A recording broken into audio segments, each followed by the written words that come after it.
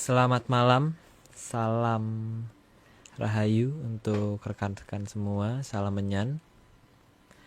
Kita kembali lagi di Atlantis Series, sesi ke 103. Aku mau tes dulu suaraku aman kah ya? Nih, sudah.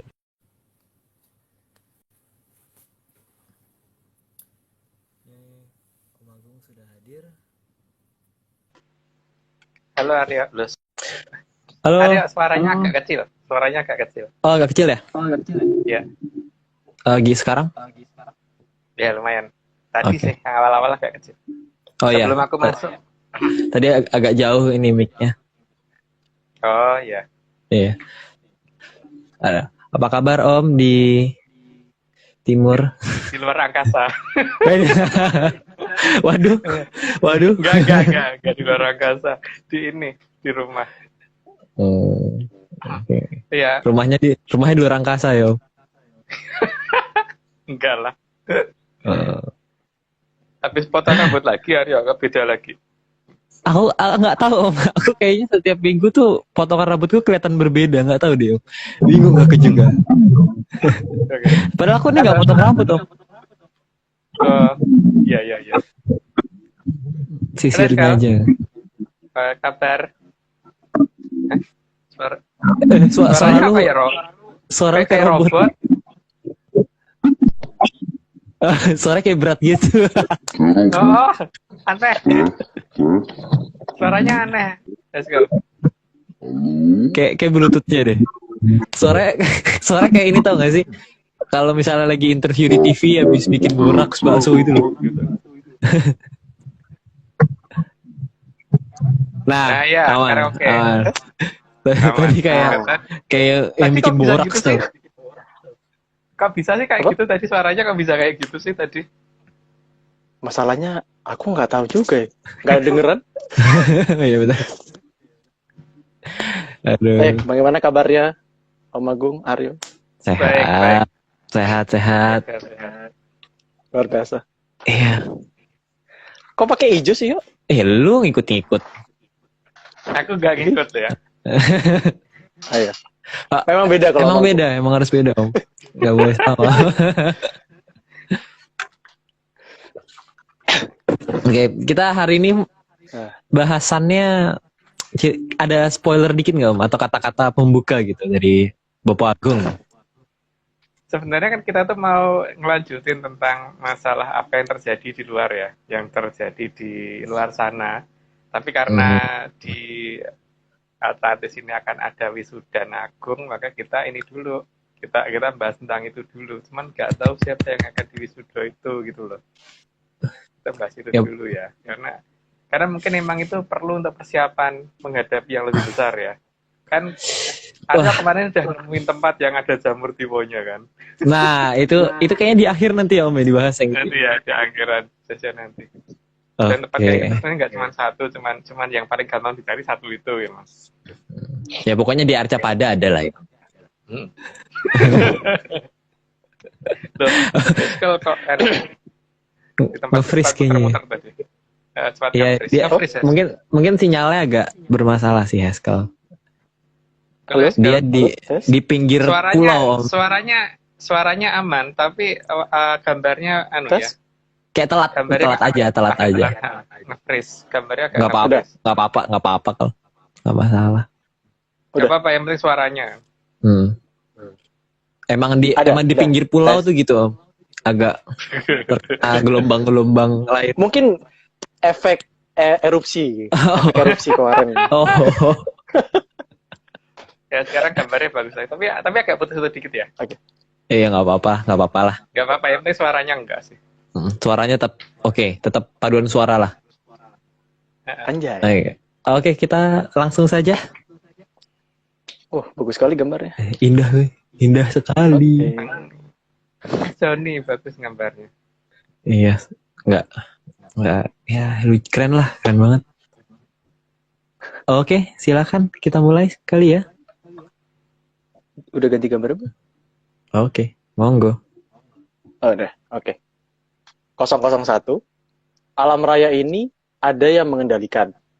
Itu artinya tidak ada yang alami, dan semua bentuk serta gerakan alam ada yang mengamati dan menjalankannya.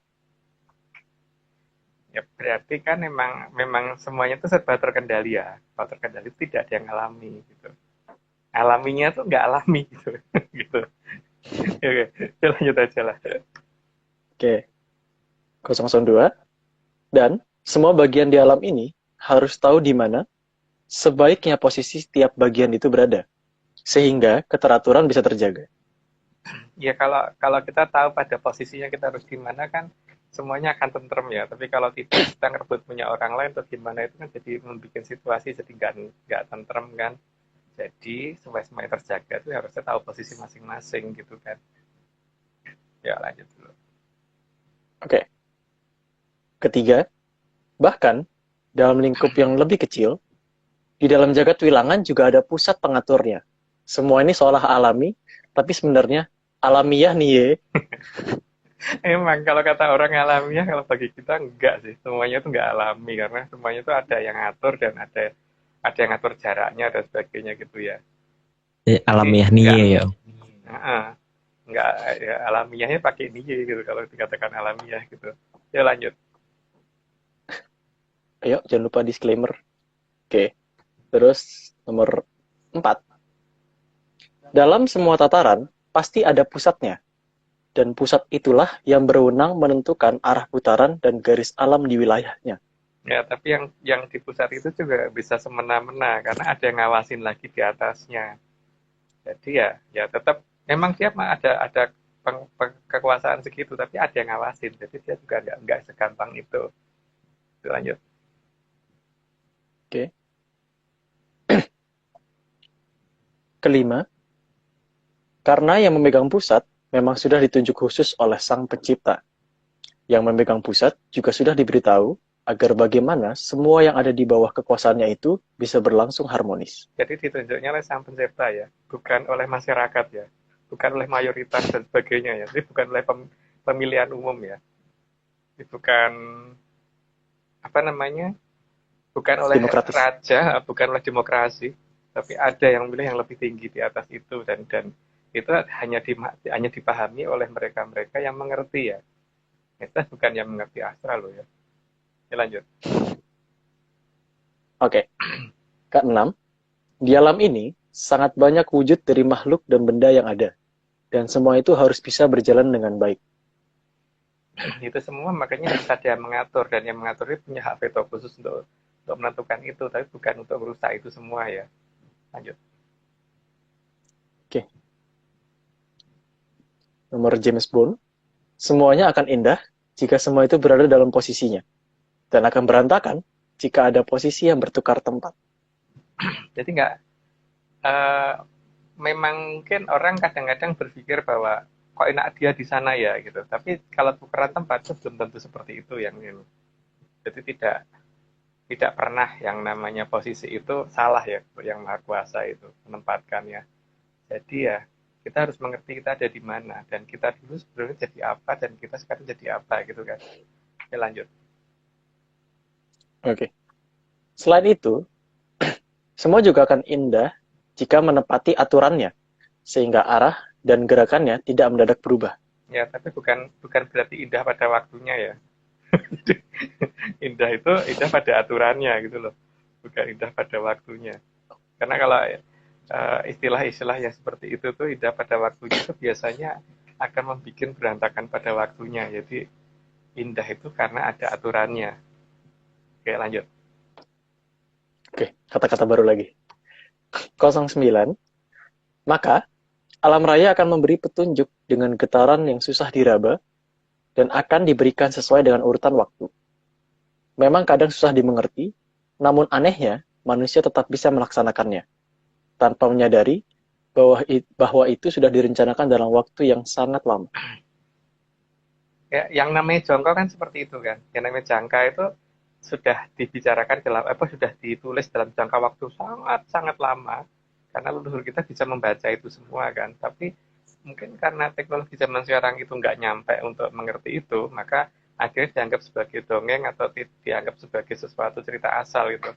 Tapi kalau diurut-urut ceritanya, kalau diurut-urut dan benar-benar tepat waktunya, maka akan keluar cerita yang mirip dengan itu gitu kan. Dan masalahnya sekarang tergantung dianggap apa gitu. Jangkau itu dianggap benar atau dianggap sebagai cerita aja. Itu haknya masing-masing ya. Tapi kalau aku enggak, aku anggap jangkaunya yang itu pasti benar. Gitu. Tapi ya terserah, itu kan orang lain boleh enggak. Lanjut. Oke. Nomor 10. Semua getaran yang ada di alam ini berasal dari jagat kelanggengan, turun ke semua makhluk tanpa bisa dihindari dan harus dilaksanakan. Jadi, sadar atau tidak sadar, seluruh yang ada di alam harus melaksanakannya.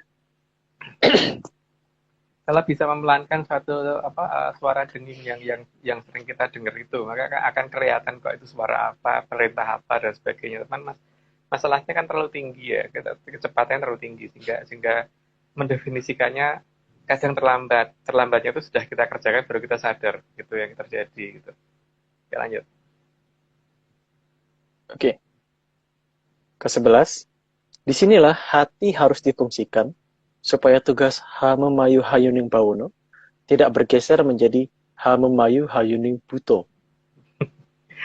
Ya karena kan memang ya, kalau tidak pakai hati kan kadang-kadang di sini nih yang jadi masalah. Karena perbedaan antara benar dan salah itu kadang-kadang sangat tipis sekali ya. Maka di sini memang diperlukan bagaimana supaya orang itu bisa lebih baik sakti daripada bijaksana ya. Karena bijaksana itu belum tentu benar. Gitu. Lanjut. Oke. Nomor 12. Karena bagi Sang Hyang Betara Kala, Mongso Kala itu harus ada. Maka Sang Hyang Betara Kala juga membuat banyak jebakan agar banyak makhluk hidup tidak berpihak pada kehidupan. Itu hak kita ya, mau masuk jebakan atau mau menghindari jebakannya itu hak kita, atau malah menganggap beliau itu siapa itu haknya kita juga, atau menganggap beliau nggak ada juga haknya kita juga gitu ya. Dan ini bukan hal yang wajib untuk diikuti, jadi juga nggak apa-apa, nggak didengar. Lanjut. Ya kalau mau dipercaya ya jangan gitu ya. Oh iya, itu semboyannya Ariel saya cocok. Kalau mau percaya sebaiknya jangan gitu. Lucu lagi gambarnya. Ya, Nongol lagi. gemes. Oke, next. Oke. Next. 13. Sang Hyang Betara Kala juga membuat semua situasi agar alam raya ini selalu mau mengorbankan kehidupan untuk menjadi mangsanya. Dengan menuduh adanya ajaran lain yang berpihak kepada kehidupan yang seolah-olah justru meminta pengorbanan manusia. Ya tuduhan-tuduhan itu sebenarnya kita ini ya, kita terima dulu dengan logika yang pas dulu gitu loh. Bener nggak sih gitu? Karena mungkin memang ada benar ajaran yang pakai pengorbanan manusia, tapi kan apakah itu semuanya atau ternyata malah yang kita pegang sendiri itu yang mengandung unsur pengorbanan manusia gitu kan. Jadi jangan sampai loh karena kita sangat yakin malah ternyata itu gitu kan. Ya semoga enggak gitu kan. Oke lanjut. Oke. 14. Sang Hyang Betara Kala tidak sendirian karena didukung oleh ibunya yang bernama Sang Hyang Batari Durga. Kalau kadang-kadang disebut si Gedeng Pramoni ya gitu. Ya memang dia dulu istrinya Bedoro Guru ya, jadi memang ya sangat-sangat bisa mempunyai logika yang sangat tinggi. Jadi dalam menjebak perang itu sangat pinter gitu. Jadi ya kita mau masuk dalam trap itu apa tidak, tapi kan ini juga tidak wajib didengarkan juga gitu. Jadi ya oke lah gitu lanjut. Oke. Nomor 15. Padahal Sang Hyang Batari Durga itu dulunya adalah Sang Hyang Batari Umo yang wajahnya sangat cantik. Tapi karena terkena kutukan dari Sang Hyang Wening, maka berubah wujud menjadi rasaksi dan selalu mendukung Sang Hyang Betara Kala. Karena sayangnya pada saat menjadi Betari Durga itu kan beliau sempat naik ke atas ke alam kelanggengan. Jadi walaupun dia berubah menjadi Betari Umo lagi, tapi Betari Durganya masih ada. Itu pada saat prosesnya di Mandologi ini kan dijelaskan sampai ini toh dia turun pertama kali di mana, terus kemudian bergerak kemana, pindah kemana dan sebagainya sampai akhirnya terjadi perubahan warna mata dan perubahan warna rambut itu dari warna warna merah, jadi warna apa, nggak perlu jelaskan itu di mana. Dari rambutnya yang tadinya rambut itu yang rambut butuh banget itu warnanya apa itu, terus kemudian berubah sampai kembali ke warna aslinya. Tapi ciri khasnya itu ikel ya rambutnya dari Umo itu.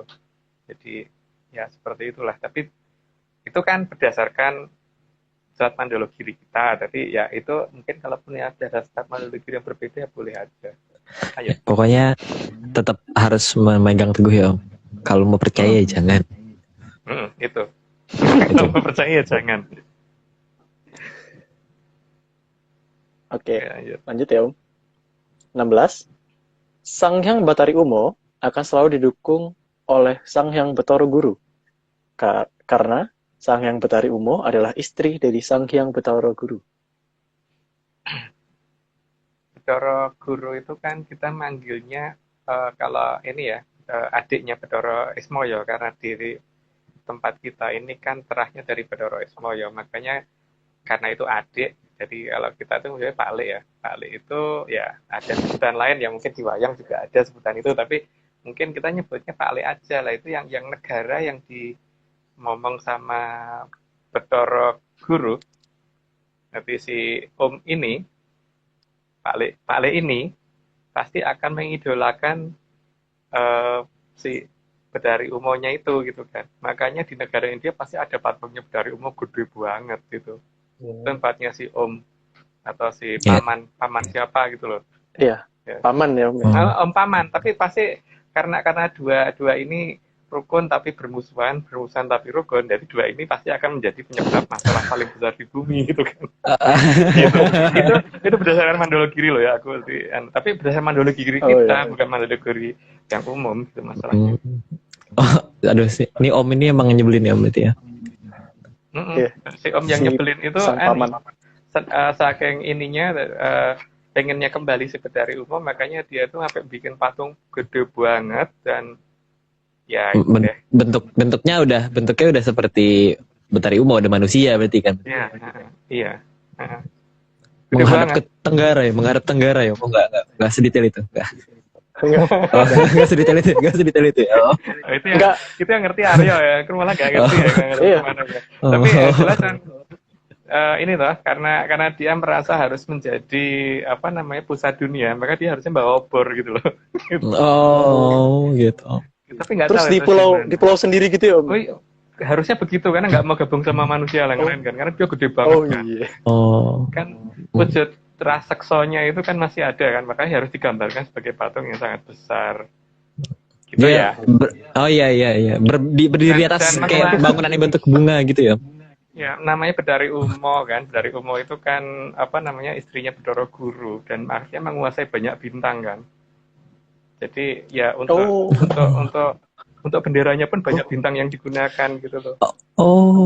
Iya, paham. Tapi itu kan karena sebagai tempatnya Bedara Gurunya kan, gitu ya. Si Omnya ini loh yang itu perlambang, itu jelas banget tertulis di Surat Mandologiri ya. Iya, tapi tetap aja ya kalau percaya jangan gitu ya. Jangan, sangat nggak boleh dipercaya itu. Oke. Kita berikutnya saja. Pokoknya adalah tempatnya ya. Yuk, silahkan. Oke. 17. Sang Hyang Betara Guru dulunya bernama Sang Hyang Betara Manikmoyo yang dinobatkan menjadi Sang Hyang Jagat Pratingkah karena mempunyai wewenang untuk mengatur alam raya ini. Ya, sampai sekarang aja kan daerah yang dikuasai masih menjadi pusat kesibukan atau pusat pratingkahnya bumi kan. Kalau Betara Gurunya di sana pratingkahnya alam raya gitu loh. Tapi untuk di bumi sendiri kan juga pratingkah itu dipegang daerah itu kan. Ini sana, nyolong sana, nyolong sini dan sebagainya. Nyolong sana, membawa kemerdekaan di mana-mana katanya. Jadi pokoknya ya gitu, ngaturnya dengan cara antem sana, antem sini gitu. Ya. Oke, lanjut dulu. Oke. Suka ngatur tapi nyebelin ya. Ya, berikutnya. Oke, 18. Karena keberadaan Sang Hyang Betara Guru sebagai Sang Hyang Jagat Pratingkah yang didukung oleh Sang Hyang Betari Umo, keberadaan inilah yang membuat banyak leluhur di Nuswantara tidak bisa menerima begitu saja. atas apa yang menjadi kebijaksanaan dari Sang Hyang Bathara Guru. Ya zaman dulu yang kita tuh banyak yang ini kan, apa namanya, kemudian berusaha nyerang ke Kahyangan untuk menurunkan beliau itu berkali-kali ya, bukan cuma satu kali.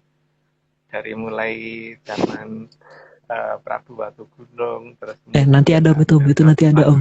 Oh ya udah, ada toh, ya udah nanti aja. Ada. Kalau nggak salah di episode-episode lalu juga ada ceritanya pas beliau naik tahta juga diserang juga ya Om. Iya. Oke, 19.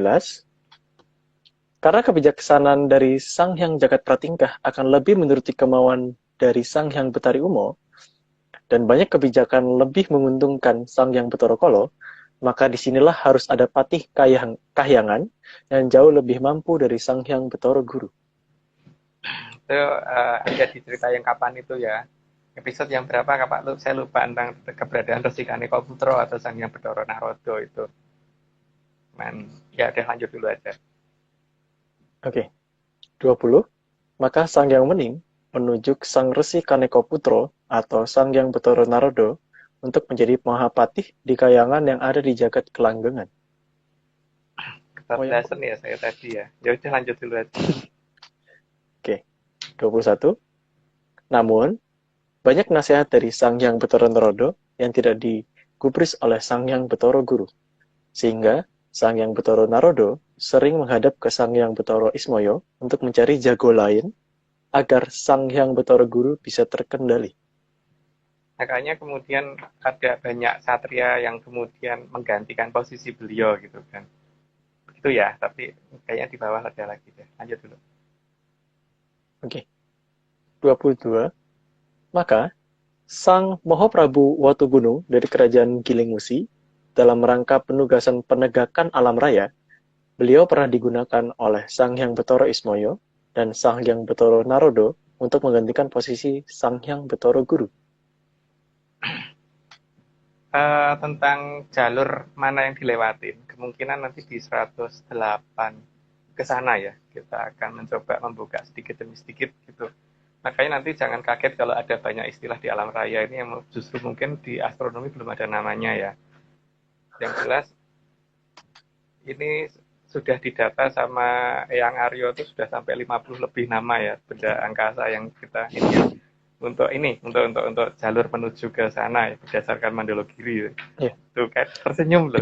Gimana? Enggak apa-apa. Memang. Terus apa namanya? Apa namanya? Ya, akhirnya salah satu jago yang di ini kan Prabu Watugunung kan. Prabu Watugunung kan diberitahukan langkahnya lewat sini sampai bisa mencapai ke sana gitu kan. Itu yang nanti akan kita ungkap pelan-pelan di 108. Tapi itu ya, apa namanya, tergantung kalau yang Aryonya memperbolehkan. Kalau enggak ya kita lompatin. Gimana? Ayo Eyang. Ya. Boleh dong Eyang Aryo, boleh ini dong. silahkan dilanjutkan aja ya dulu ya ini. Oke, nggih Eyang. 23. Maka bahkan Sang Mahaprabu Pandu Dewanoto juga pernah digunakan oleh Sang Hyang Bathara Ismaya dan Sang Hyang Bathara Narada untuk menggantikan posisi dari Sang Hyang Bathara Guru. Namanya sih ada Pandu Dewanoto, ini yang Noto Dewa gitu kan. Itu ya, jadi cuman ini ya, apa namanya kan, memang dalam penjelasan di Mandologiri itu kan ada urutan alam, dan urutan alam itu harusnya juga bisa kita lihat. Jadi ada dua cara pendekatan kan, dengan menggunakan menyan sama teknologi itu harusnya bisa.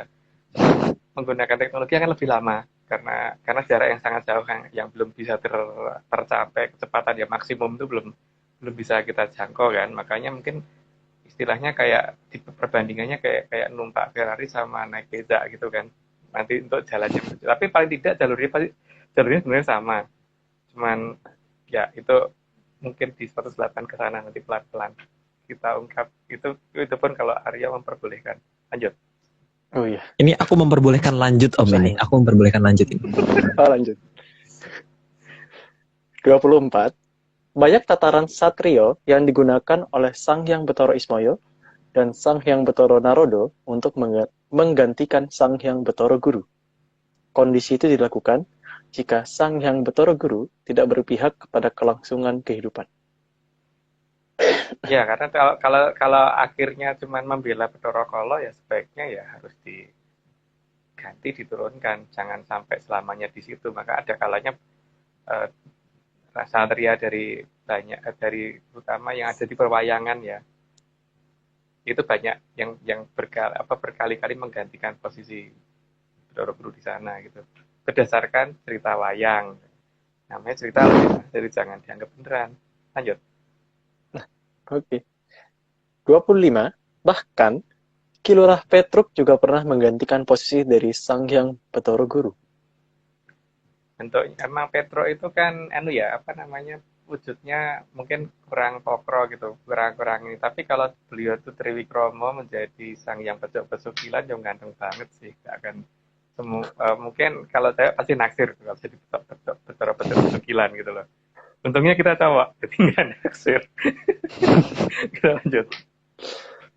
Oke. 26. Karena Petruk adalah rakyat jelata, maka sejarah ini sangat mengarah pada ajaran jangan menerima ing pandum atau ojo nrimo ing pandum. Ya, dia pamong dan bukan besar, walaupun sebenarnya bewonge Jawantah ya, tapi memang yang diinginkan beliau kan itu kan. Lawang Purnakawan aja pernah lo menggantikan Bathara Guru di sana, berarti ojo nrimo ing pandum itu sangat-sangat penting gitu loh. Nggak tahu kalau kemudian tiba-tiba berubah menjadi kudu nrimo ing pandum, ya tak ngerti saya, tapi nenek moyang kita itu menunjukkan cerita itu gitu loh, ojo nrimo ing pandum gitu, jelas itu yang saya tahu ya.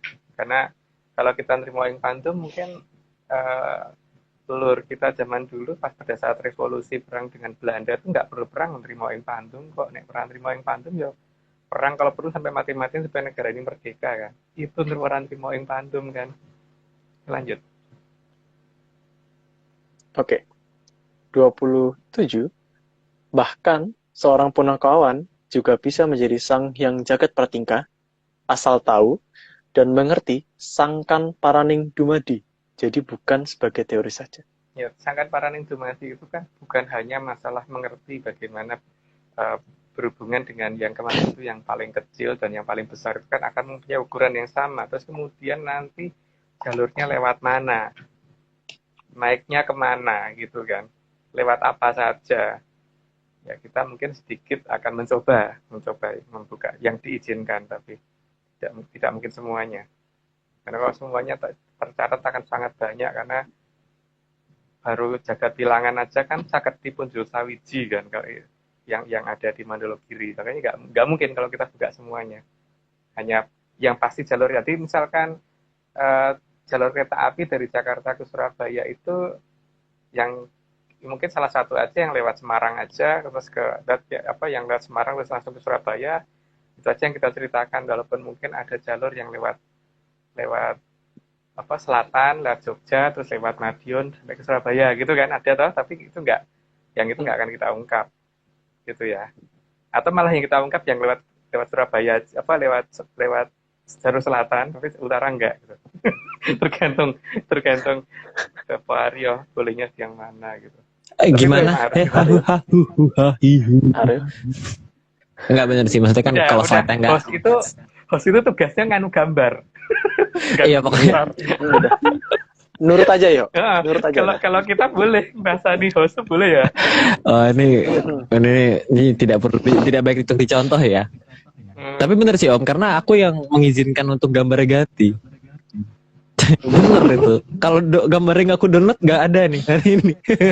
Nah, itu dia. Oke, kita lanjut aja. Kita lanjut. Enggak. 28. Buset. Namun, yang lebih dikehendaki oleh alam ini agar Sang Hyang Bathara Kala tidak bisa semena-mena meminta korban atau pengorbanan dari manusia. Supaya gerak langkah dari Sang Hyang Bathara Kala dan bawahannya serta semua anak cucunya bisa terkendali. Tapi ya bagaimanapun juga manusia itu harusnya bisa ngelihatnya dulu ya. Kalau nggak bisa ngelihatnya dulu, terus bagaimana ngerti itu Bathara Kala atau bukan kan? Masalahnya itu kan.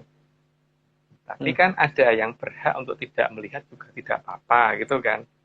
Tapi kalau Kalau aku sih katanya Bapak Aryo harus lihat gitu. Jadi ya menurut Bapak Aryo gitu kan.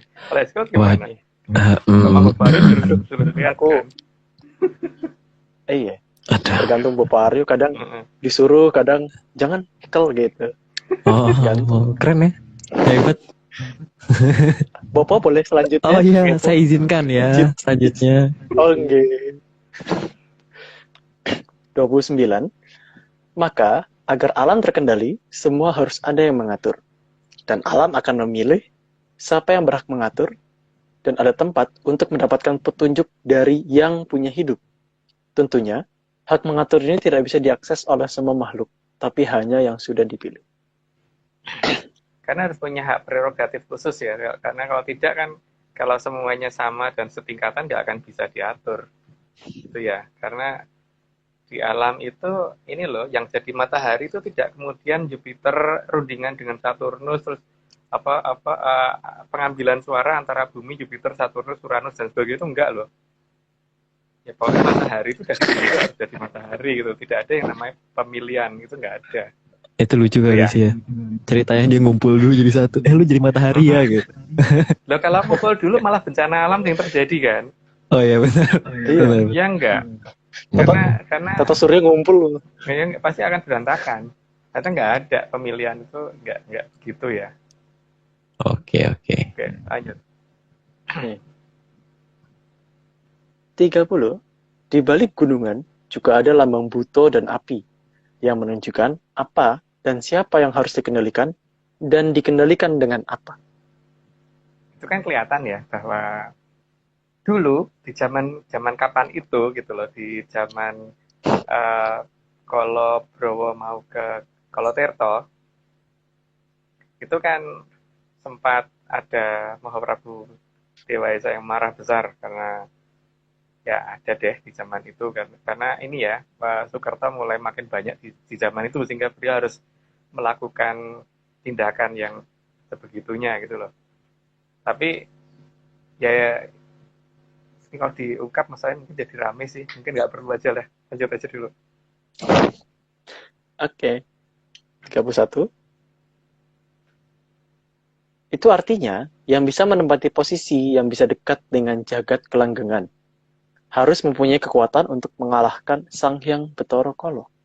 Jadi kan untuk mencapai jarak kelanggengan tadi saya ada ini lah ya, ada dua cara tadi loh. Jadi kalau di matematik itu angka 8 supaya menjadi 0 itu bisa dengan cara dikurangi 8 kan. Jadi menggunakan sisi negatif kan. Tapi ada juga yang misalkan dibagi 2 jadi 4, dibagi 2 lagi jadi 2, dibagi 2 lagi jadi 1, dibagi 2 lagi jadi setengah.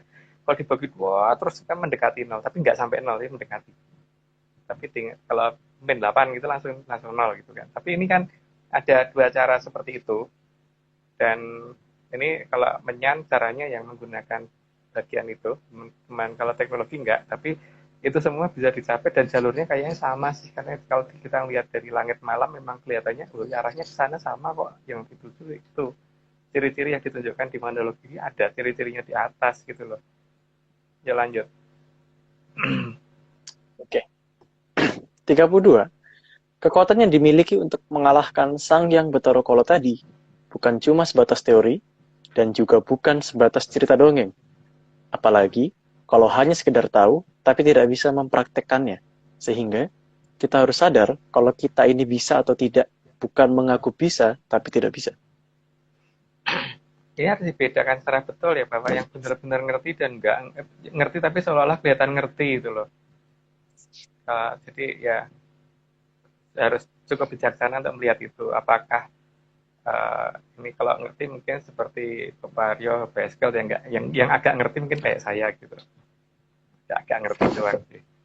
Gitu. Jadi apa namanya harus memahami betul bahwa sebenarnya yang kita anggap ngerti itu cuma ngerti sebatas bicara atau memang bisa praktek betul gitu loh.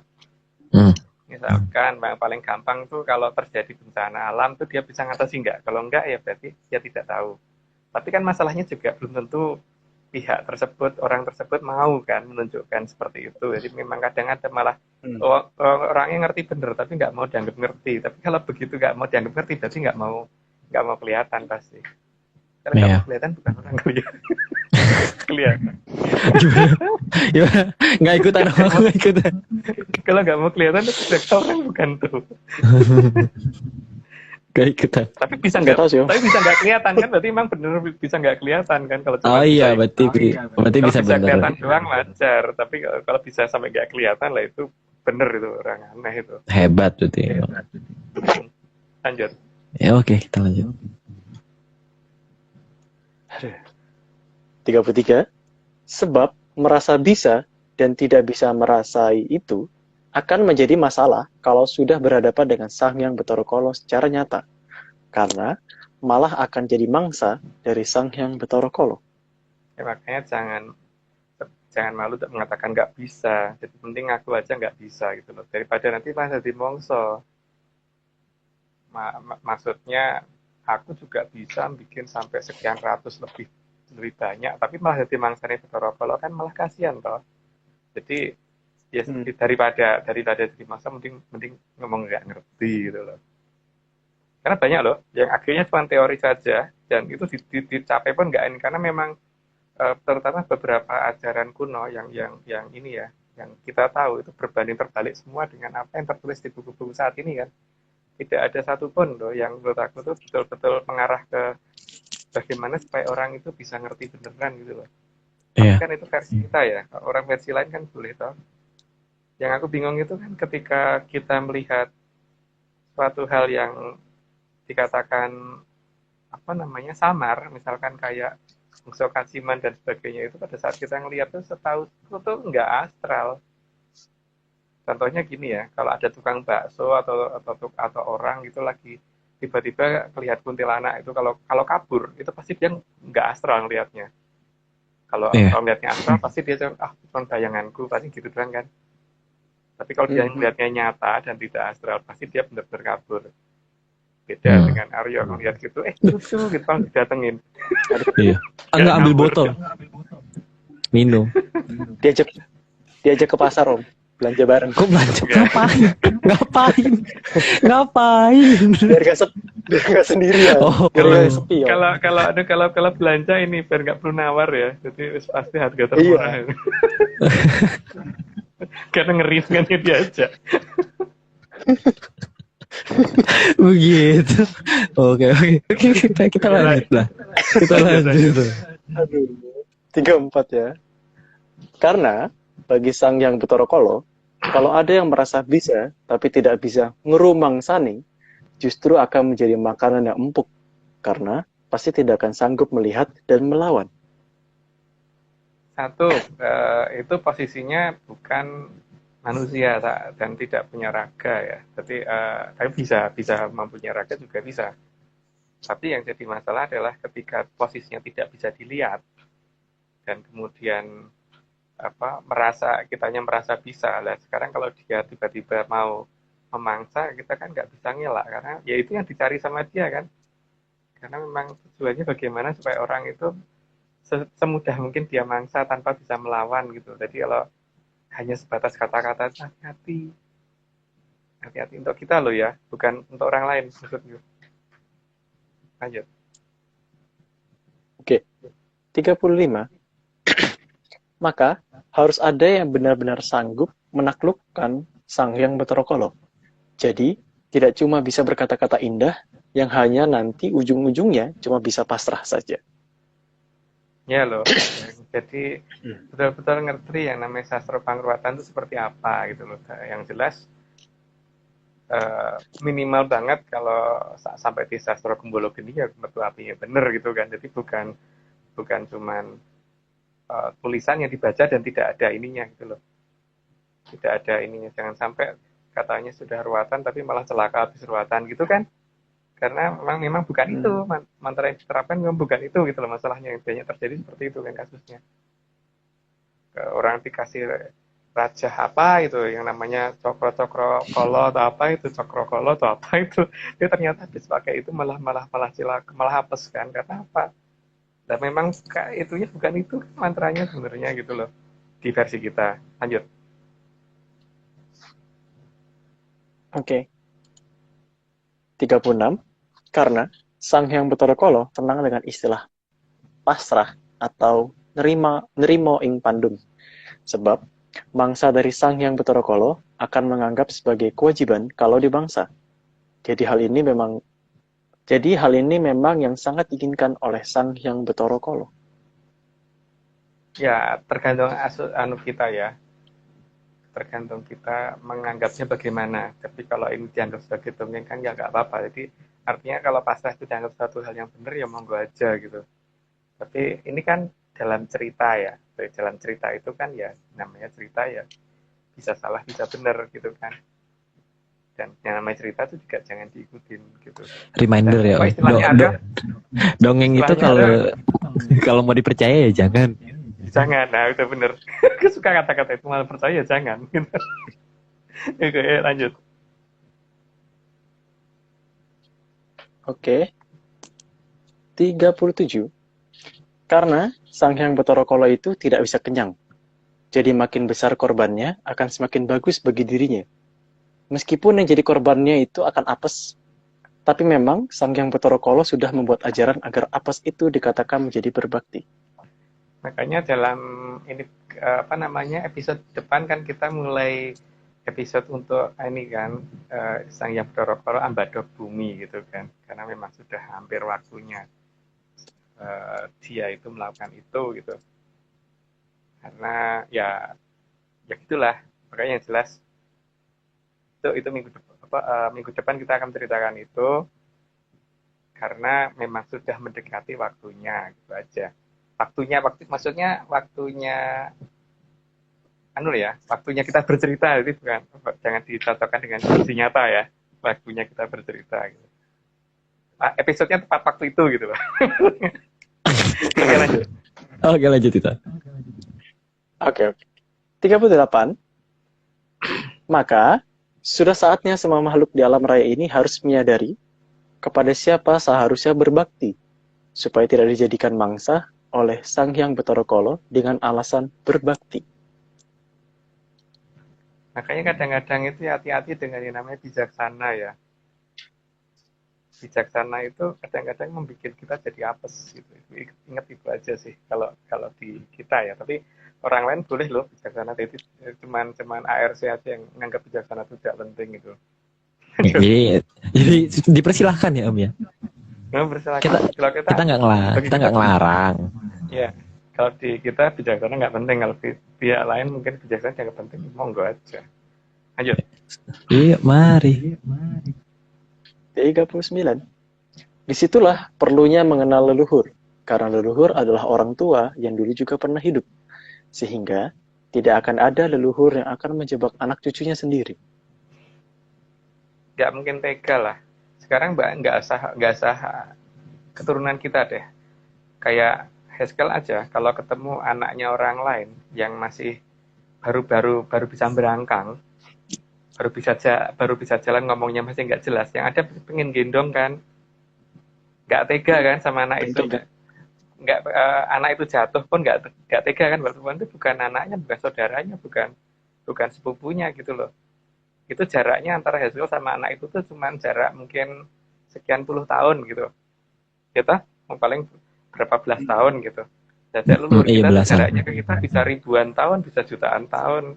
Itu berarti akan lebih ini lagi kan, terhadap kita akan lebih gimana ya, lebih nggak tegaan lagi kan. Nggak peduli kita tuh anaknya tuh bukan loh. Iya toh? Iya benar sih, benar. Karena apalagi kalau orang tua sama orang tua kita itu sama cucunya gitu. Biasanya kan lebih seneng banget gitu kayak. Lebih sayang sama daripada orang tuanya loh. Makanya biasanya anak kecil itu cucu itu biasanya untuk neneknya atau kakeknya tuh tidak ada kata tidak kan. Apa yang diminta pasti diusahakan beneran gitu loh. Iya. Jadi kadang-kadang dimanfaatkan oleh orang tuanya Om. Iya. Minta beliin jajan. Itu jaraknya baru belum sampai 100 tahun kan itu jaraknya. Apalagi jaraknya yang sampai 500 tahun, 1000 tahun, 2000 tahun, 1 juta tahun. Mereka tuh lebih ini lagi kan sebenarnya. Iya benar. Tapi kan ketika ada orang yang mengatakan dengan kehidupan dengan leluhur itu terputus karena mereka sudah beda alam dan sebagainya, itu hak mereka gitu loh. Tapi kalau aku sih enggak. Karena aku masih senang ada kontak dengan beliau gitu kan. Iya. Karena diajari Bapak Aryo. Baik. Bapak Aryo ajari aku juga. Kita lanjut ke slide 40 ya. Ini kayaknya sudah. Ya, 40. Karena leluhur adalah orang tua kita, maka leluhur tidak akan meminta apapun dari kita. Para leluhur hanya ingin anak cucunya bahagia dan selamat. Beliau tidak akan membutuhkan ucapan, sesaji, dan apapun dari kita. Memang kita tuh kalau ini cuman hanya sebatas sopan santun ya, jadi bukan karena beliau butuh, gitu loh. Jadi kalau misalkan ada anak kecil pada datang ke kita bawain permen coklat gitu, mungkin kita nggak begitu suka, atau mungkin bawain dia semalaman nggak tidur karena gambar apa walaupun jelek banget gitu, diserahin ke kita karena ngerti orang ini besok ulang tahun gitu, walaupun mungkin gambarnya jelek karena lah kita figura kan. Karena yang namanya orang yang lebih tua itu melihat perjuangan generasi di bawahnya itu pasti ada rasa gimana gitu loh. Jadi ketika itu betul-betul orang tua, maka pasti tidak akan nuntut apapun dari kita. Yang ada pengennya ngasih, pengennya beri, pengennya melindungi. Jadi ciri-ciri itu harus diperhatiin ya. Jadi kalau ya kamu tak bantu tapi aku minta ini, ya itu berarti bukan orang tua kita gitu loh. Bahkan manusia pun nggak begitu gitu loh. Kan dinamakan leluhur itu pasti nggak akan begitu. Makanya kalau kita, karena kurang sajen nih maka aku gini ngamuk dan sebagainya, itu pasti bukan orang tua kan. Benar. Tapi harus dipertanyakan tapi juga harus di poin ini kali ya Om, apa ada perjuangannya juga gitu. Ya. Dan yang penting tuh ya kita kalau memberikan sesuatu tuh ya pada porsi yang tepat gitu. Misalkan ya jangan kita misalkan ngasih sajen apa ya, misalkan kita kuatnya cuma bawain pecel lele gitu, jangan cuma kepalanya doang sama nasi satu butir, itu kan namanya menghina ya, bukan kan. Mending nggak usah sama sekali kan, beliau nggak usah pun nggak apa-apa gitu. Iya benar. Iya betul. Cuman masalahnya kan nanti akan ditinggal pergi didatengin atau malah enggak gitu kan, ketika kita dianggap nggak sopan gitu loh. Tapi kan itu kita. Oh iya, disclaimer lagi Om. Ini jadi kalau ini cuma dongeng. Jadi kalau misalnya emang mau percaya ya jangan gitu kan sebenarnya gitu. Intinya itu. Kita lanjut Om. Lanjut. Oke, 41. Leluhur juga bukan sosok yang mudah menghukum, jadi tidak akan menyatakan salah sedikit kalah sama kebaikan yang banyak. Karena penekanan leluhur ada pada seberapa besar kehidupan bisa membahagiakan manusia. Ya cukup aneh sih kalau leluhur kemudian anak yang banyak benernya terus kemudian karena salah sedikit terus dihukum, itu aneh. Ya setahu gue leluhur nggak begitu gitu loh. Jadi pertama nggak mungkin jebak, terus nggak minta itu loh, seharusnya kan nggak minta. Dan ya apalagi kalau permintaannya aneh-aneh gitu loh, misalkan suruh bawain apa-apa gitu yang sifatnya tuh nggak ini banget gitu loh. Ya seenggak-enggaknya kalau misalkan kita ngeliat anak kecil dan kita pengen gendong itu, kita nggak pengen kok minta anak itu ngasih apa ke kita gitu. Anak itu tersenyum aja tuh kita udah seneng dah, ketawa cekakaan dengan kita aja tuh udah seneng gitu loh. Bukan kemudian anak itu kalau nggak bawain, misalkan kita senengnya kopi nggak bikin kopi terus kita ngamuk gitu loh. Ya begitu ya, yang setahu gue leluhur itu nggak begitu. Jadi kalau sampai seperti itu ya itu berarti apa dan siapa, harusnya kita udah bisa berpikir sendiri gitu.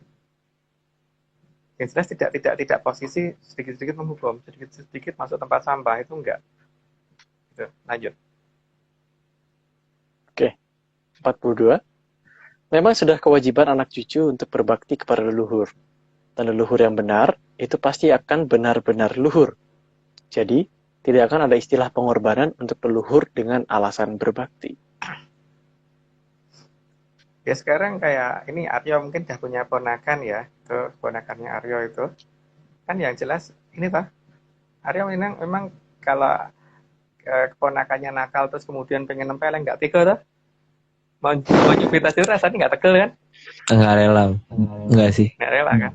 Mending bisa, pergi kan? sekalian, mending pergi Ya mending sekalian. ditinggal pergi aja sekalian daripada dinakalin gitu loh. Tapi pada Cuma saat dulu ketika dia masih lebih kecil lagi itu ada gendong terus tiba-tiba pipis gitu, muntah gitu. tiba-tiba itu ya nggak marah malah ketawa kan. Yang salah aku. Iya, paling kaget. Malah merasa salah sendiri kan. Ini kenapa Gitu. jadi pipis gara-gara aku apa gitu. Apa muka aku Walaupun- bikin pipis gitu kan. Kan salah ya. Kayak ngerasa salah gitu loh, Om. Iya. Kalau Dikira toilet. Karena gini loh, posisinya itu adalah beliau yang sudah jutaan tahun atau mungkin ribuan tahun atau mungkin ratusan tahun itu jauh lebih tahu gitu kan. Jauh lebih Benar. tahu dan lebih ngerti gitu loh. Jadi seperti halnya kita terhadap anak kecil tadi, kita jauh lebih tahu dan lebih ngerti gitu. Dan maka kesalahan anak itu tuh masih bisa kita tolerir sebatas apa gitu kan. Tapi ya paling kalau anak itu sampai ngelempar batu, kita lebih pergi kan, bukan bales kan. Ya paling nyubit Iya. dikit lah, nyubit kayak gemes gitu kan. Iya, tapi bagian yang ini tidak berbahaya kan. Iya, nggak mungkin sampai didorong ke jurang. Iya. Makanya kalau leluhur sampai membahayakan itu, atau ya berarti itu layak dipertanyakan itu siapa gitu kan. Bener. Kalau sampai hukumnya sampai parah banget ya.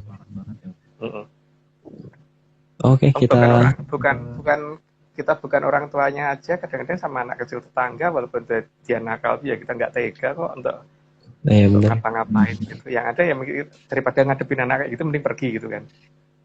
Iya benar. Okay. Mending ya. Oke. 43. Karena leluhur itu memang dahulunya sudah sangat kaya raya. Jadi, beliau tidak butuh apapun dari kita.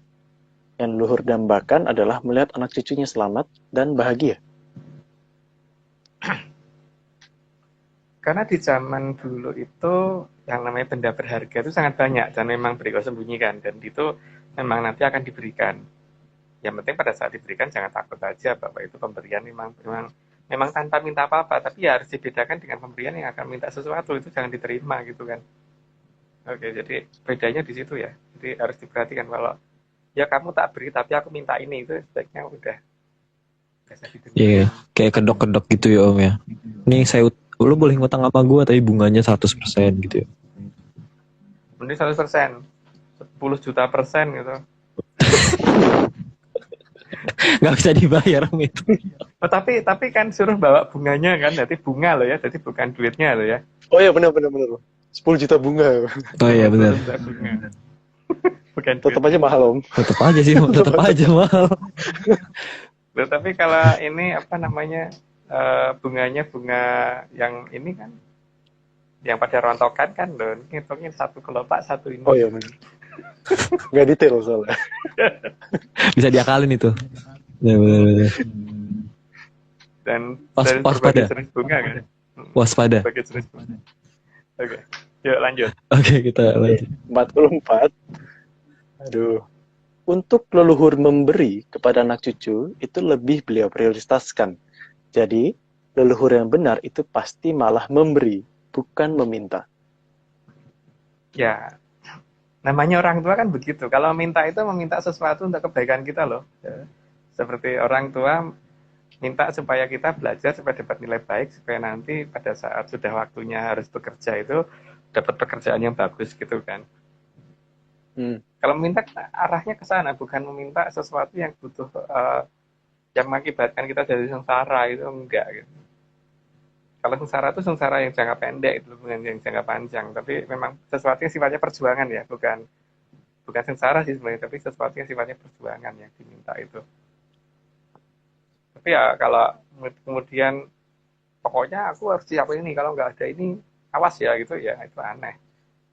Kalau ya itu aku nggak ngerti ya kalau ada yang kayak gitu ya, tapi bagiku leluhurku nggak pernah begitu gitu. Nggak tahu deh leluhurnya Hesko gimana. Enggak kan? Nggak pernah minta gitu juga kan? Nggak. Iya. Nggak. Oke, 45. Lanjut ya Om. Leluhur itu kalau memberi selalu tanpa meminta imbalan balik. Jadi, kalau ada leluhur yang memberi tapi meminta korban, maka itu pasti bukan leluhur, tapi terah dari Sang Hyang Betara Kala. Jadi anu ya, apa namanya, beda dengan kalau kita itu menyiapkan karena atas dasar sopan santun, bukan permintaan beliau, tapi atas dasar karena kita ingin menghormati itu lain ya. Terus kemudian kan kadang-kadang dipakemkan bahwa sebagai tanda penghormatan, kalau beliau datang maka kita membuat ini gitu kan. Itu bukan permintaan beliau, tapi aturan adat yang dipersiapkan oleh nenek moyang kita supaya hubungan antara leluhur dan kita itu berjalan gitu kan dengan baik. Tapi pada dasarnya leluhur tidak meminta ini itu gitu loh. Cuman cuman di beberapa tempat sudah dipatok seperti itu untuk ini aja, untuk sopan santun dan supaya beliau mau datang bahwa betul-betul kita mengharapkan beliau turun gitu kan.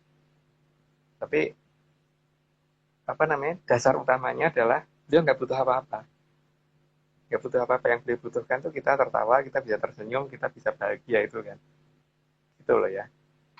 Bukan bukan yang kita sajikan itu, bukan. Kalau itunya untuk legani ya kadang-kadang, makanya kan seperti kalau kita nyajiin apa kopi pahit misalkan, dia pengen mintanya itu gitu ya, ya berkurang benar.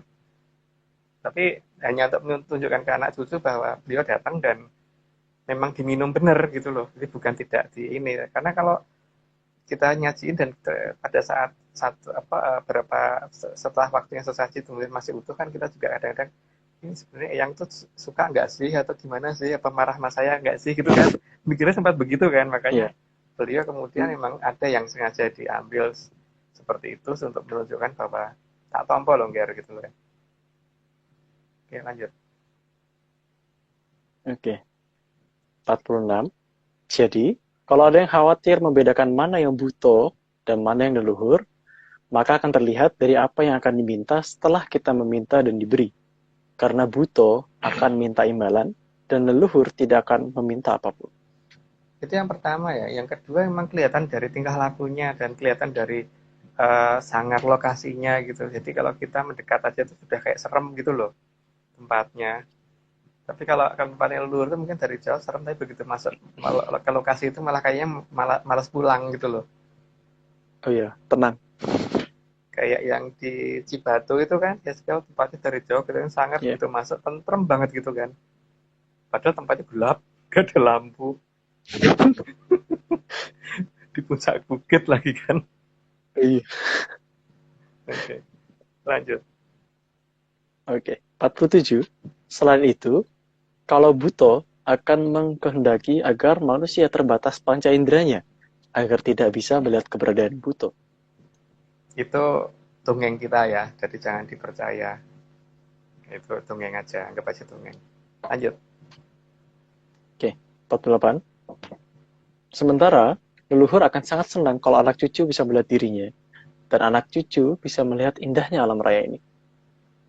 Loh, yang namanya orang tua kan memang begitu ya. Coba aja kalau misalkan ada orang tua anaknya lahir terus nggak bisa ngelihat, itu pasti sedihnya setengah mati, kayak merasa bersalah sendiri. Tapi kalau anaknya bisa melihat, itu senangnya setengah mati kan. Dan apalagi kalau beliau itu bisa bisa kita bisa bisa dilihat oleh anak cucunya, itu diharapkan sekali kan. Apalagi sampai bisa melihat luasnya alam raya, tidak hanya yang bisa dilihat oleh mata yang sekarang ini kita punya gitu ya. Dia pasti lebih senang lagi. Cuman masalahnya ini ajaran ini ada di mana kita nggak tahu, karena kita hanya ngerti dongengnya ya. Nah, kecuali bapak Angga mungkin lebih tahu. Yang Aryo lebih tahu. Oke, Hahu 49. hahu. 49, maka buto akan membuat batasan aturan yang seolah-olah logis. Namun, ketahuan tidak logis. Maka, kemudian hal itu tidak boleh dipertanyakan. Dengan alasan itu melanggar sopan santun alam raya. Itu nggak ngerti ada nggak sih kayak gitu tuh. Tapi yang jelas kalau setahuku di tradisi kita itu kan logika itu masih tetap dipakai kan untuk membedakan ini yang kita tuh bukan sih gitu kan.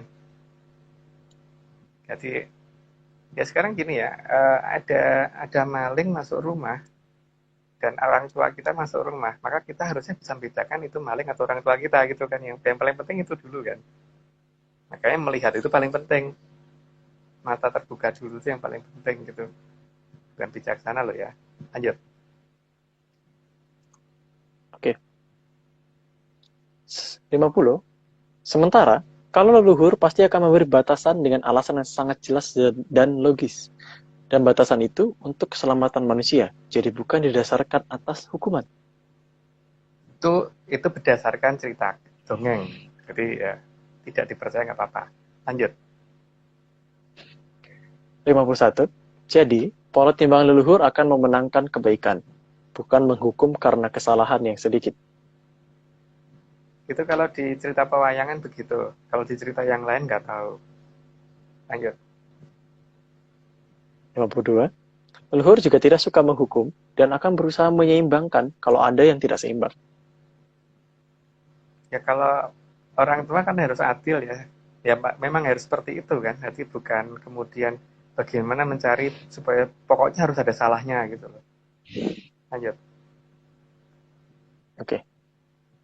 53. Bahkan, leluhur akan memilih menanggung beban anak cucunya daripada membebankan kepada anak cucunya sendiri. Kalau ada anak sakit, itu kadang-kadang bapak sama ibu itu malah pengennya kan bagaimana supaya yang sakit dia aja daripada anaknya gitu kan. Biasanya begitu kan. Sampai ditungguin di rumah sakit kayak apa gitu kan. Dan ngarep-ngarep anaknya cepat sembuh gitu kan. Itu baru bapak sama ibu kan. Eyang, kakek, nenek, dan leluhur pasti lebih dari itu kan. Makanya kan kalau bisa beban itu beliau yang tanggung daripada anak cucu gitu kan. Maunya begitu. Tapi kan masalahnya alam itu berkata lain gitu loh kadang-kadang. Lanjut. Oke. 54. Karena bagi leluhur, anak cucu adalah bagian yang harus mereka jaga, bukan mereka hukum. Ya namanya orang tua harusnya begitu. Lanjut. Oke. 55. Maka, leluhur akan melakukan apapun agar hukuman bisa terhindar dari anak cucunya. Nggak perlu dijelasin deh, karena sudah malam. Lanjut, ngantuk. Oke, 56. Namun, sangat disayangkan, karena dengan hilangnya tradisi lama, maka banyak leluhur yang justru diusir oleh anak cucunya sendiri. Untungnya di tempatku enggak gitu ya. Tapi di luar tempatku nggak tahu. Maksudku di rumahku yang enggak. Lanjut. 57.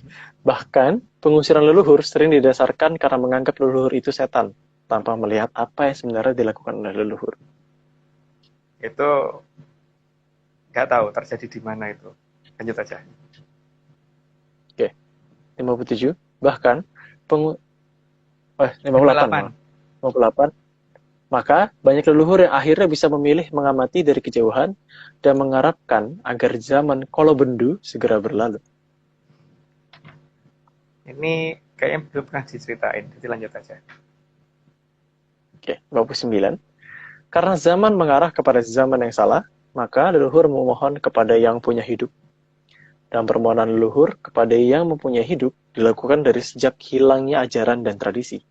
Maka, lambat laun pasti akan sampai kepada Sang Hyang Kawitan. Itu dari zaman kapan juga nggak tahu ya.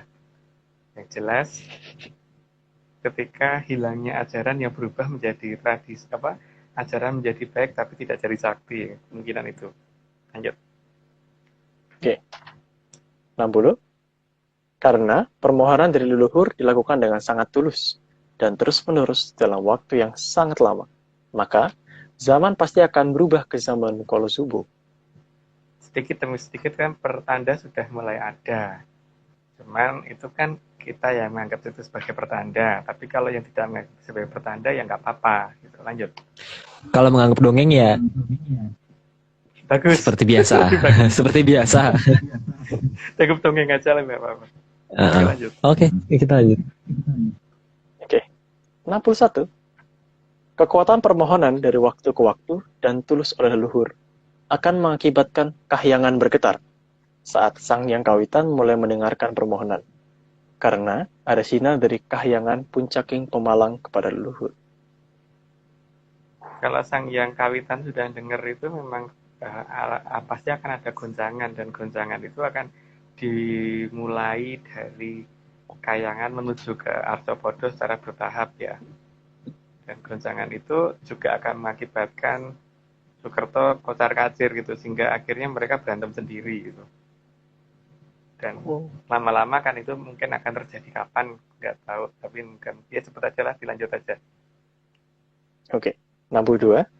Semua getaran inilah yang akan membuat para sanghyang mempertimbangkan turunnya wahyu Ero Cokro. Ero itu emas ya, tapi kita nyebutnya bukan Heru Cokro, tapi Ero Cokro. Karena yang kita bicaranya Ero Cokro loh, bukan Heru Cokro. Tapi Ero Cokro, hari perubahan menuju ke zaman keemasan. Ketika ada keraton besar yang muncul berupa ya sudah nanti aja. Lanjut.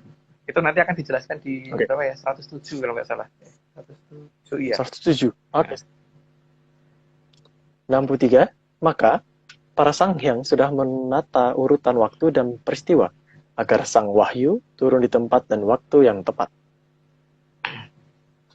Ya karena tujuannya kan mengembalikan ke zaman keemasan. Jadi jangan sampai salah waktu. Kalau salah waktu kan malah yang mencapai zaman keemasan ya zamannya yang salah itu gitu kan. Jadi harus tepat waktu. Oke, lanjut aja deh biar nggak pada puyeng. Oke. 64. Jadi, para sanghyang sudah memikirkan semuanya. Jauh jangka pola berpikirnya dibandingkan dengan jangkauan pola pikir manusia. Karena bisa melihat masa depan ya kalau beliau-beliau itu. Jadi bukan hanya melihat masa sekarang. Dan bukan hanya berapa jam ke depan yang diperhitungkan, tapi sampai akhir zaman versi beliau gitu. Jadi ya kalau bagi orang bahwa itu tidak mungkin, ya nggak apa-apa. Tapi kalau bagi kita, leluhur begitu itu sangat logis gitu. Oke, lanjut. Oke. 65.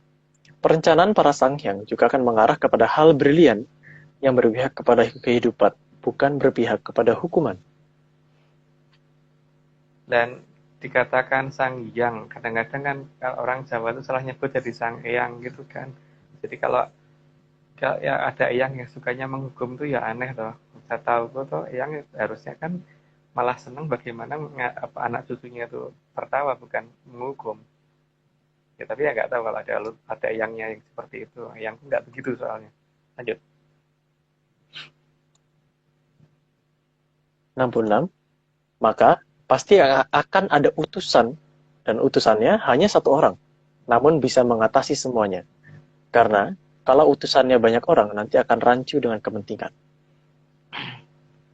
Jadi bukan para satrio piningit ya, tapi satrio piningit itu satu orang, bukan jutaan orang, bukan 10 orang, bukan ratusan orang, enggak, cuma satu orang. Karena supaya kekuatan alam itu terkondisi ke satu orang itu gitu kan. Supaya bisa lebih gampang dipegang oleh yang punya hidup. Jadi kalau salah itu yang dijewer satu orang ini gitu kan. Ya kasarnya kayak Toh, gitulah ya. lebih gampang jewernya gitu. Makanya seperti di dalam satu perusahaan gitu kan, direktur itu satu kan. Kalau direktur ada 100 bingung perusahaannya. Yang ada rapat mulu nggak selesai malah nggak jalan-jalan, perusahaannya nggak jalan-jalan gitu. Oke, lanjut. Oke. 68. Karena sebagai utusan dari para leluhur, harusnya sanggup menahan beban yang sangat berat, juga sanggup tegak dan menegakkan kembali sesuatu yang baik. Namun, selama ini sudah dihilangkan. Dalam bahasa Jawanya kan, bahasa Jawaku ya, bahasa Jawa yang di luar nggak tahu. Kata tangguh-tangguh terengginas tutup gitu kan. Lanjut. Tadi kayak 67 kelewat ya? 67 kelewat. Oh iya, 67 kelewat, maaf. Ya, 67. Maka utusan akan dipilih jauh hari sebelum yang dipilih itu lahir, agar sifat dan kemampuan menanggung beban rakyatnya sudah tercipta secara alami, jadi bukan karena keterpaksaan. Jadi di sini tuh bukan karena pemilu ya. Seperti tadi loh ya, bukan karena apa tuh namanya? Bukan karena Jupiter, Saturnus, Uranus, Neptunus, Bumi dan sebagainya itu berunding untuk menentukan siapa jadi matahari. Tapi matahari itu sudah ada duluan gitu. Lanjut. Oke. Aku ulang lagi ya 68. 68. Gak usah langsung karena sebagai utusan. Langsung aja. 69. Dan 3 kerajaan besar yang utama juga akan mendukung kemunculan sang utusan. Karena ketiga kerajaan besar sangat berkepentingan atas datangnya sang utusan. Karena kemungkinan dia yang punya dari dulunya gitu. Jadi sebenarnya mau mengembalikan itu kan, kemungkinan loh. Sehingga akan itu karena memang dia yang punya. Gitu, lanjut. Oke, 70.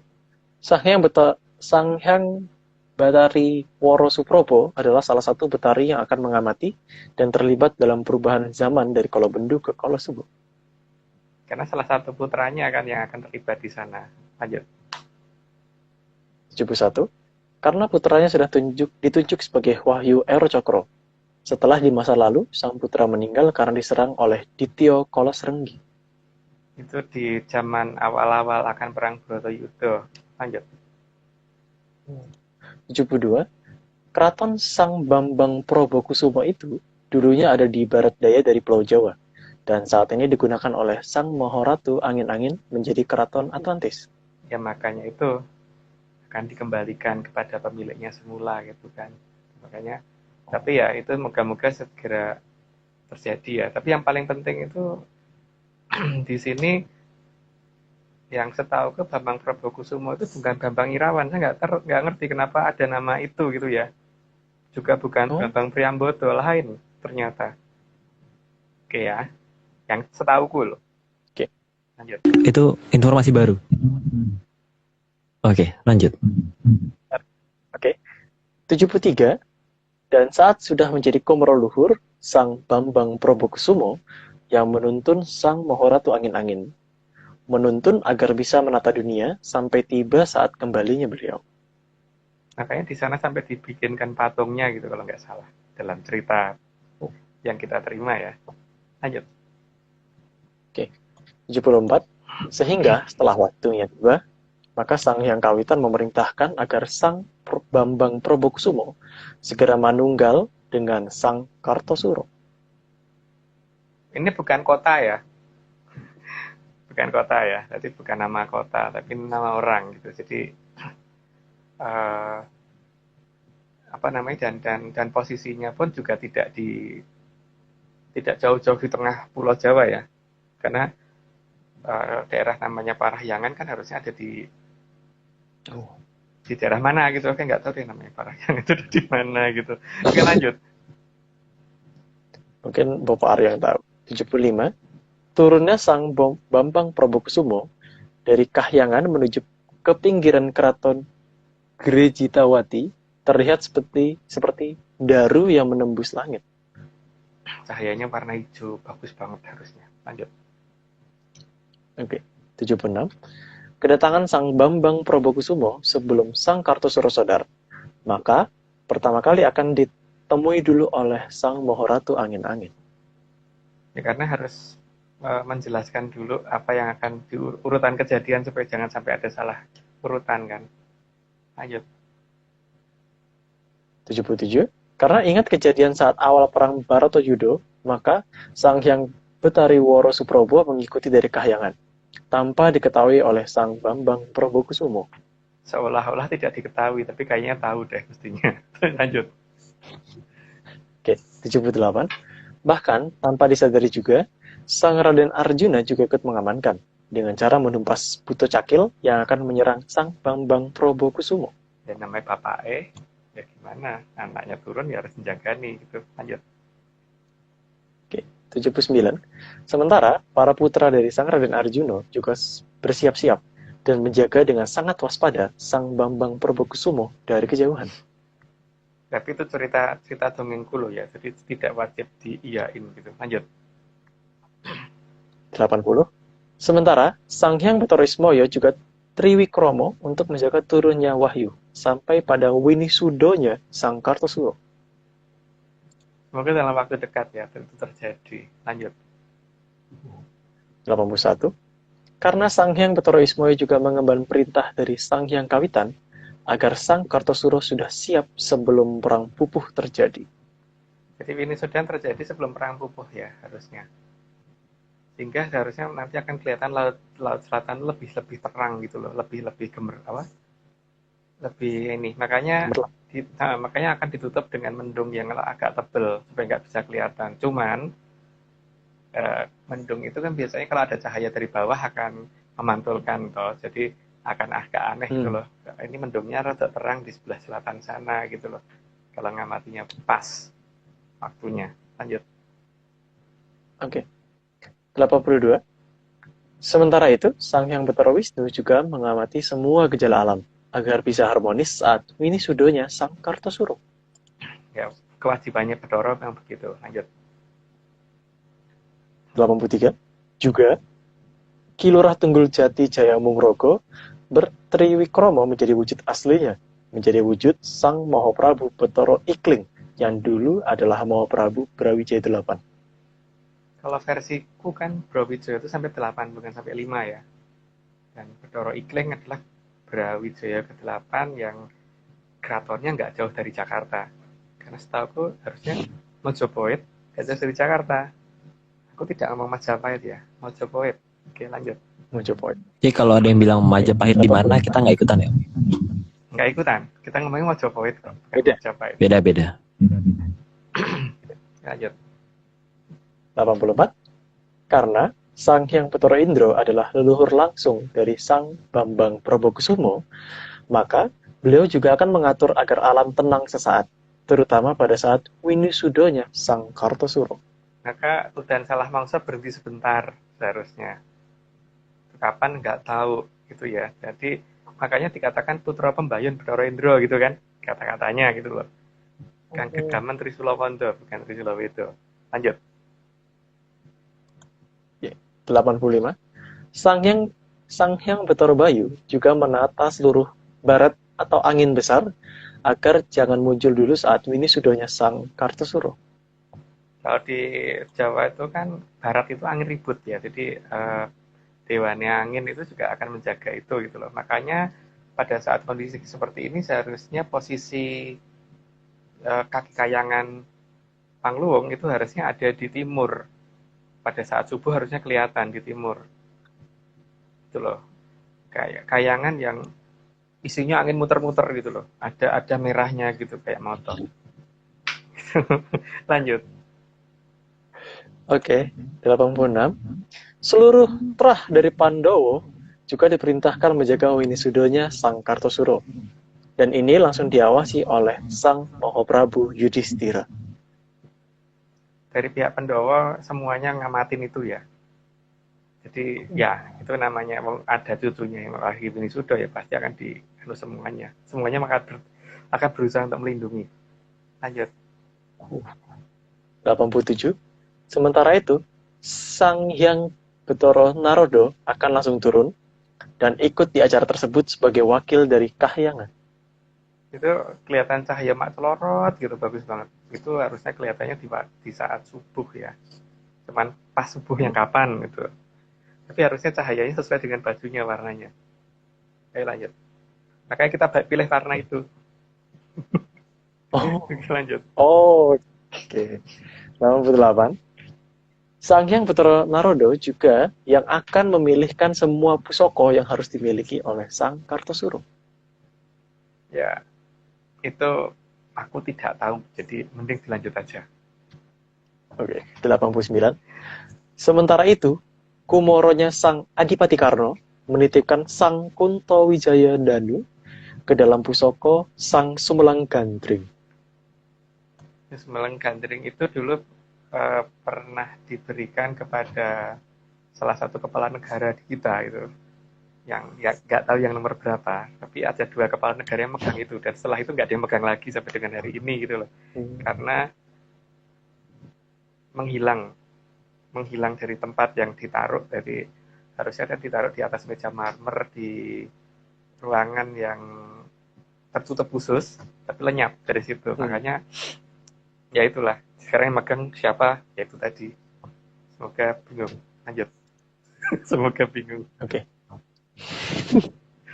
Yang bingung, selamat menikmati kebingungannya. 90.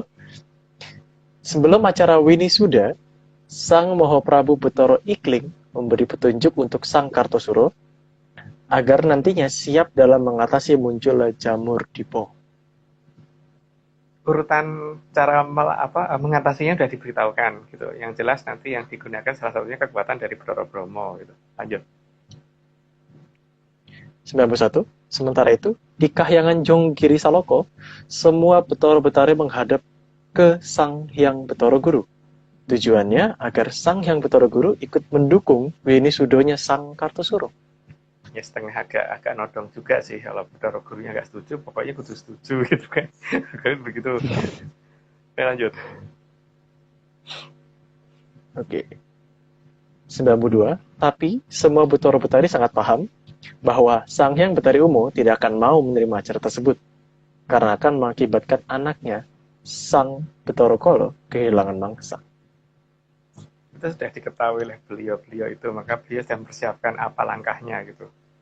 Tapi itu kan beliau, jadi bukan aku yang tahu langkahnya apa gitu. Lanjut. 93. Sang Hyang Betara Kolo sangat tidak terima atas Winisudonya Sang Kartosuro karena akan mengakibatkan dia kehilangan mangsa sehingga berusaha mengganggu acara tersebut. Lanjut dulu aja. Oke, 94. Namun, Sang Hyang Betara Suryo berhasil menipu Sang Hyang Betara Kolo agar mengganti mangsanya, sehingga Sang Hyang Betara Kolo menjadi lebih tenang.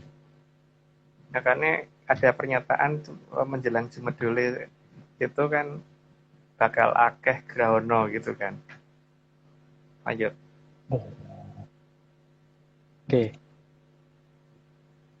95, beberapa umpan diberikan oleh Sang Hyang Betara Suryo dan Sang Hyang Betari Rati agar Sang Hyang Betara Kolo tidak berulah dulu.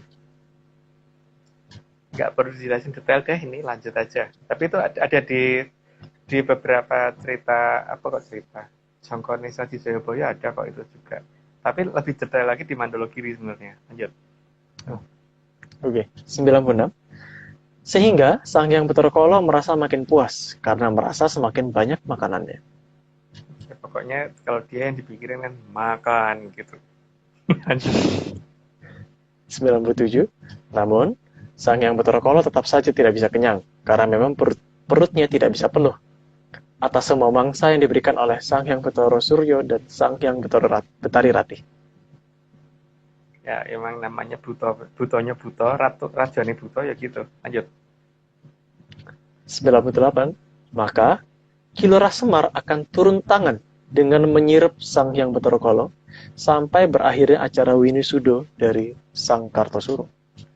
Ya pakai bego nonton Betara Ismoyo ya, jadi ya kuat banget sih, pasti akan langsung merem gitu. Lanjut. 99.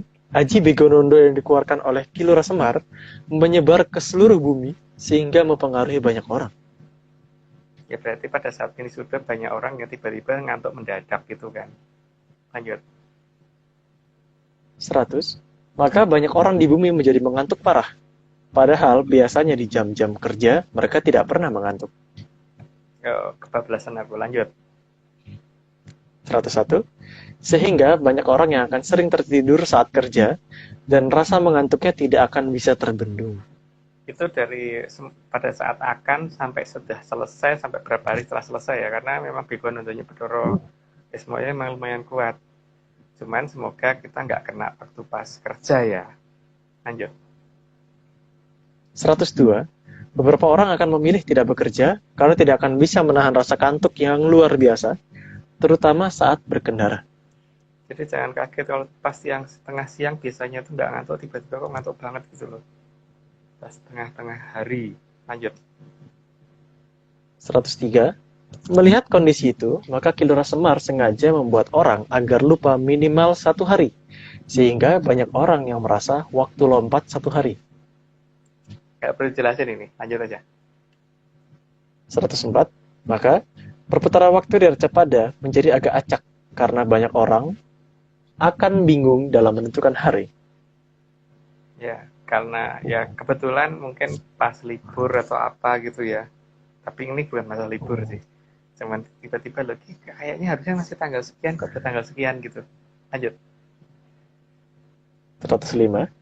Banyak orang yang bingung karena hari di telepon genggam mereka terlihat berbeda dengan yang mereka rasakan. Atau hari di telepon genggam seolah-olah maju 1 hari dari yang dirasakan. Ya, udah nggak jadi jelasin. Lanjut aja. Segera selesai. Oke. 106. Maafnya. Pakai bahasa Jawanya kita. Tumurunipun Ponang Wahyu Kadyon Daru kang cumlorot anelahi. Ing rikala arca pada sami pada guling tan waspadeng amargi kasirep dening angin-angin. Tumurunipun Sang Kamulyan ingkang sumedya andamel kerta raharjanipun Tribhuwana. Oke, sekarang lanjut Aryo. Kita ngobrol yang Aryo temukan itu. Oh iya, ini ada tambahan slide, ada 3 ya, kalau nggak salah, cuma 3 sih. Matiga. Apa nih? Jadi ini dia tambahan slide hari ini. Wih, ini foto siapa guys? Waduh. Kenapa gambarku? Atau siapa itu? Gambar Siapa Aryo itu? aja, kan? Jadi ada situs. Sebenarnya tidak cuma satu ya. Ada beberapa situs yang bentuknya mirip seperti ini.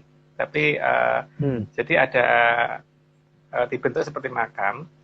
Tapi lucu di situ ada lambang Trisula. Trisulanya itu Trisula emas. Terus di sebelah sana itu ada jamur tiponya gitu. Bisa di zoom nggak Aryo? Diperbesar nggak jamur tipone? Lagi, gedein lagi. Masih jamur tipone. Nah lucu toh? Petilasan kok seperti itu gitu loh. Terus terus itunya tuh warna biru gitu loh bawahnya. Ya toh? Itu dikasih warna biru bawahnya. Tapi itu warnanya tuh warna emas gitu. Oke, kita ini kan jadi sudah ada petunjuk dari lama bahwa akan ada seperti itu di mana gitu kan. Oke, lanjut Aryo. Iya, biasanya batu ya.